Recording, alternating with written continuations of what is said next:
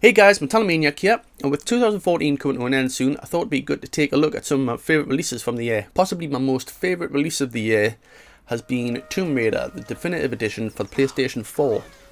Now, I played this on the PC at the very start of the year when I first built my PC, and when I picked up PlayStation 4, I just had to have this game.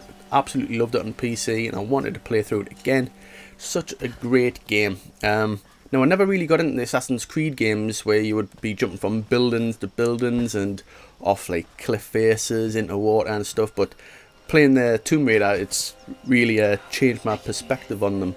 I absolutely loved the gameplay in this. The combat was pretty good as well. I never really fully enjoyed the old Tomb Raiders, but it's so much better now. I'm looking forward to the next Tomb Raider, but I don't know when that's going to come out on PC or PlayStation 4, because at the moment it's a timed Xbox exclusive, so I'm going to have to miss out on it for now.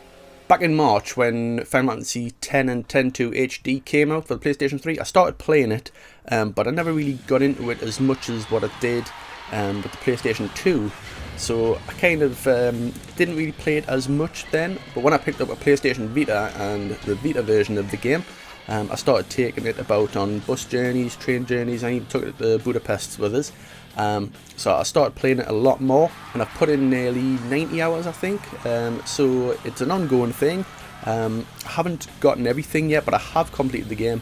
I still haven't touched 10 Part 2, so that's probably going to be a game that I'm playing throughout next year as well. Sticking with Final Fantasy, Final Fantasy Theatrhythm Curtain Call is absolutely amazing. I did enjoy the first one, but I didn't play it too much. But when this one came out, I couldn't put it down. And when I did put it down, it was like I would not play it for like a few weeks, then I'd come back to it, and it was just like playing for the first time like all over again. It's absolutely amazing. Again, I haven't played it in a little while, so when I do go back to it, I know I'm just going to have so much fun with it again. It's got so many features. I've done a separate review on it, so check that out after this video if you want to know more about that, but I can't recommend it enough. Such a great game. One of the biggest releases for the Wii U this year was Mario Kart 8. It helped really push the sales for the system, and with perfectly good reason. It's such a fun game. I had a lot of fun going through the courses and the tracks. I didn't quite finish the 150cc because I keep getting my butt kicked, and kind of made us rage quit a little. But I went back to it when the DLC came out. Great DLC, great new tracks. It's great to see an F-Zero track in there, and now I'm hoping that this is some kind of hint towards a new F-Zero in the future. I know they're doing a new Star Wing, so it'd be great to see a new F-Zero as well. The Hyrule Circuit's amazing as well. They replaced all the coins with rubies, and there's little Zelda sound effects throughout the stage, so it's really nice little touches. I'm looking forward to the next lot of DLC as well. I'm not quite sure when it comes out, but I know it's going to keep things fresh, and I'm really looking forward to see what new tracks are there. Another game that I know is going to keep us busy for quite a while is Kingdom Hearts 2.5 HD Remix. I've started playing through Birth by Sleep. I've finished Ven's story, so I'm playing through Aqua's now, and that's going to keep us busy for, let's say, another 20 to 30 hours. And then I'll be moving on to Kingdom Hearts, then Chain of Memories, then Kingdom Hearts 2. So I've got quite a bit to get through, and that's going to keep us busy until probably in the middle of next year as well, I'm guessing. So I should definitely get my money's worth out of that one.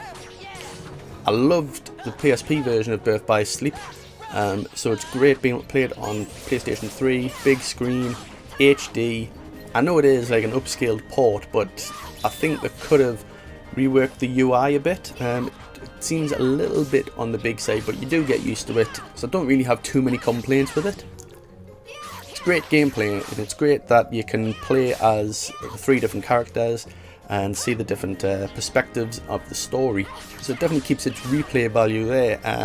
And as always with Kingdom Hearts games, there's like a little extra secret at the end if you can like pretty much collect all the items or whatever. Now there's different difficulties where you don't have to collect as many items, but I'm playing on proud mode, where I think I only have to collect the secret reports. I'm hoping, but that should unlock an extra episode at the end, which is a bit more gameplay, playing as Aqua, I believe. Haven't really looked too much into it, so it is going to be interesting when I do get to that point. So again, this game is going to keep me busy for quite a long time. One of the newest releases for the Wii U is Super Smash Bros. And the amiibos to go with it. Now, I'm not totally sure what these amiibos are actually supposed to do. It seems like they're just AI characters to either have on your team or fight against. You can level them up, give them new attacks, change their appearance, change their stats. So it is good that you can do these little customization things. It's just a shame that you can't play as the characters that you are building up. Having said that, the game is great. It reminds me a lot of Super Smash Bros. Melee on the GameCube. And it also helps with that, with the GameCube adapter. I took it around to a friend's house just the other week, and we had a quick little blast on that. And as always with the Super Smash Bros. Games, they're always fun in multiplayer.